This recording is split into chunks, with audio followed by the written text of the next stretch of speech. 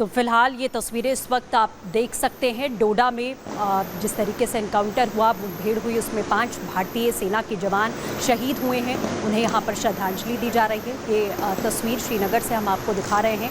डोडा के शहीदों को इस वक्त श्रद्धांजलि अर्पित की जा रही है। तस्वीर आप साफ तौर पर देख सकते हैं। और कल ही मुठभेड़ हुई और उसमें आपने देखा कि आतंकियों को घेरा गया था और भारतीय सेना ने पूरे जज्बे के साथ में उनका यहाँ पर सामना किया। लेकिन इस पूरे एनकाउंटर में, इस पूरी मुठभेड़ में 5 भारतीय सेना के जवानों ने शहादत दी है।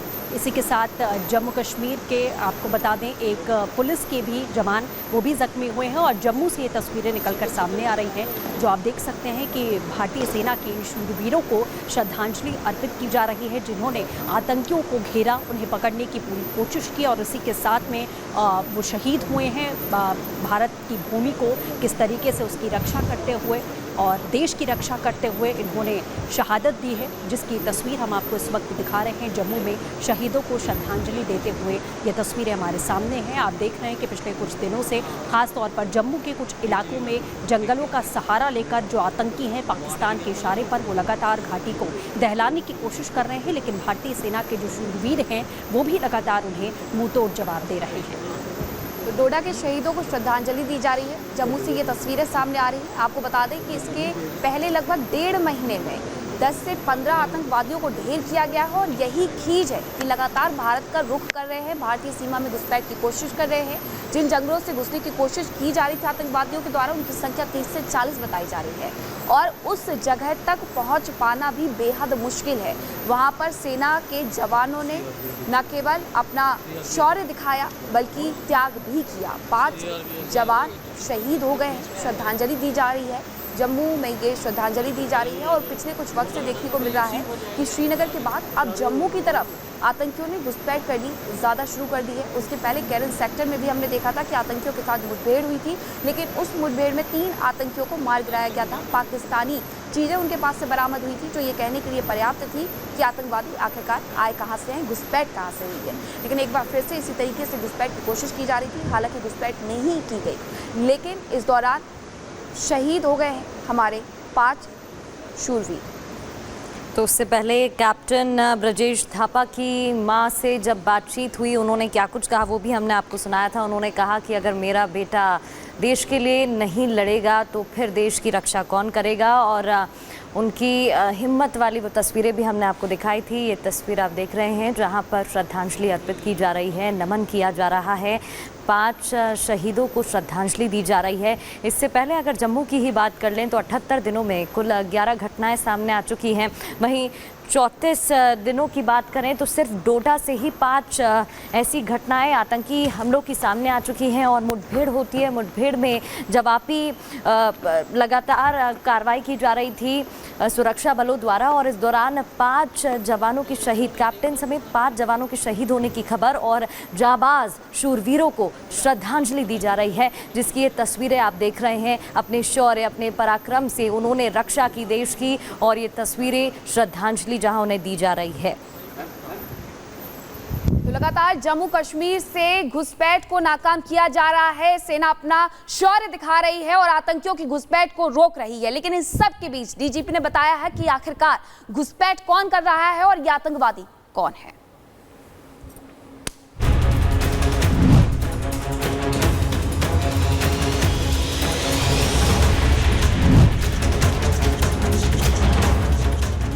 जम्मू कश्मीर में एक्टिव आतंकियों पर सेना की स्ट्राइक जारी है। आतंकियों को उनके ही बिल से निकालकर ढेर किया जा रहा है। सेना लगातार सर्च ऑपरेशन चलाकर आतंकियों के पूरे नेटवर्क पर शिकंजा कस रही है।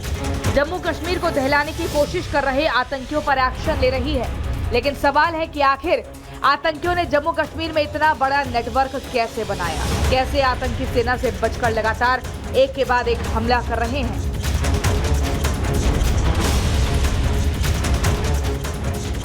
एक तरफ तो जम्मू कश्मीर में सेना अपना काम कर रही है, तो वहीं दूसरी तरफ ये सोचने वाली बात है कि कैसे ये आतंकी हमारे बीच में ही रहकर हम पर ही हमला कर रहे हैं। और इन सवालों का जवाब खुद जम्मू कश्मीर के डीजीपी दे रहे हैं।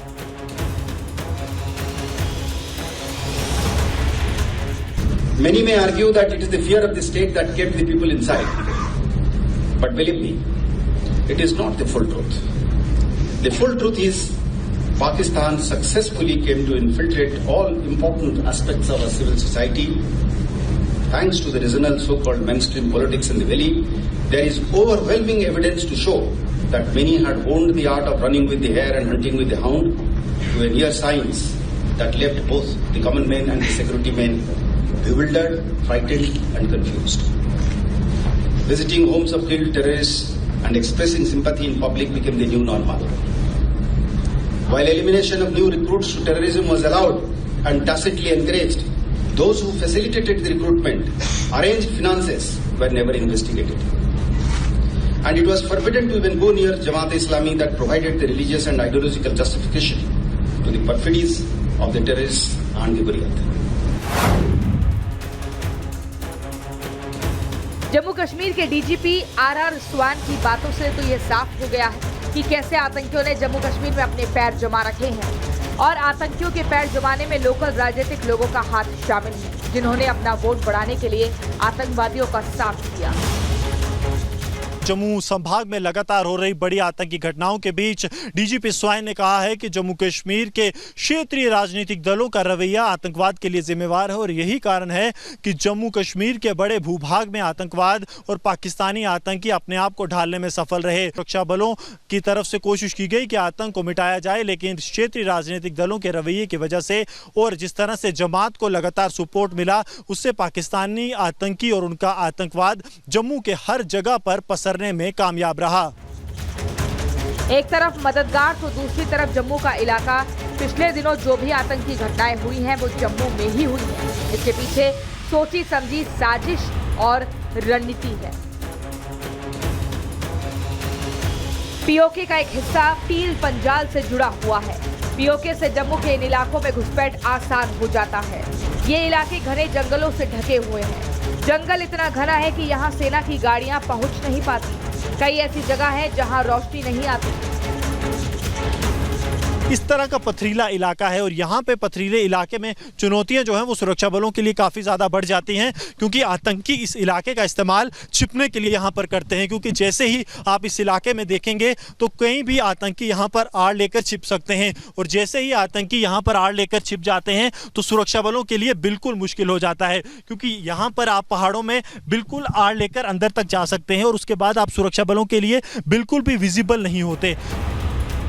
रही बची कसर स्थानीय लोग और राजनीतिक दलों से जुड़े लोग पूरी कर देते हैं। स्थानीय लोग तो कुछ पैसों की खातिर इन आतंकियों के मुखबिर बन जाते हैं और सेना की हर गतिविधि की खबर करते रहते हैं, तो वहीं राजनीतिक दलों के लोग इनकी मदद से अपना वोट बैंक बढ़ाने का काम करते हैं। इसका नतीजा ये होता है कि बिना बाहर निकले भी आतंकियों के पास मजबूत इंटेल होती है और इसी वजह से आतंकी इतनी आसानी से आतंकी हमलों को अंजाम दे पाते हैं।